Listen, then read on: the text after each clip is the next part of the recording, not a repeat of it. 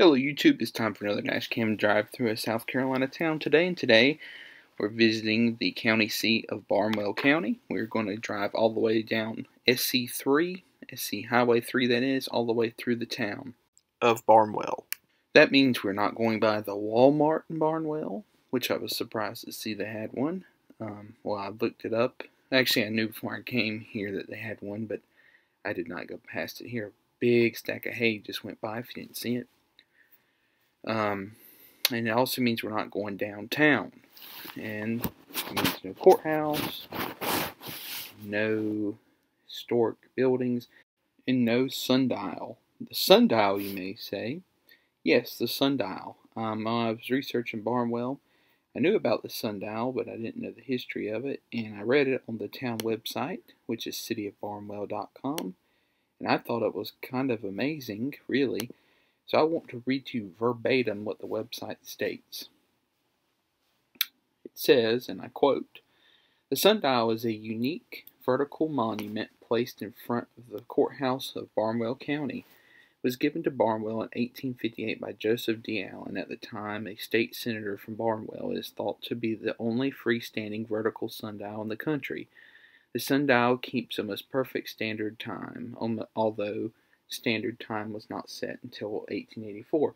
So, it was keeping a standard time before standard time existed. It also states that Captain Allen, a wealthy Barnwell resident, had the sundial made by D.B. Hazelton, ironmonger of Charleston. He was a lover of monuments and adorned his parents' graves with an ornate monument. He saw to it that his nanny's grave, I'm assuming that means grandmother, and even his dog's grave were well marked. It is ironic, then, that after losing his wealth in the Civil War, he was buried in a grave not even marked by a headstone." Wow. Which has now been marked by Masons. Wow. I just thought that was crazy. He wanted the city of Barnwell to have a great statue or something, so he had the sundial created for it. And then he also went all out on his parents, his grandmother's, and even his dog's grave. And then he died without a headstone even. I thought that bared repeating, and that story deserved to be told during this video. As you can see, the sky is very blue. It's nice. Coming in, there was a rainstorm, and leaving, there was a rainstorm. And not even the devil's beating his wife type of rain, a full-on rainstorm. As you'll see when I get to Allendale, which is not quite next, but it's the next, well, who knows when I'll upload it on YouTube, it could be next. That whole video is in a rainstorm.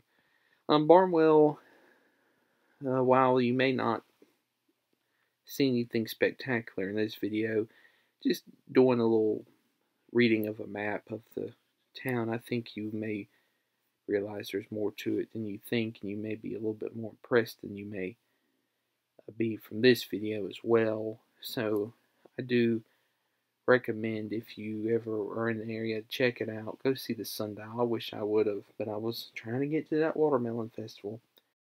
So let's get into talking about some statistics regarding Barnwell.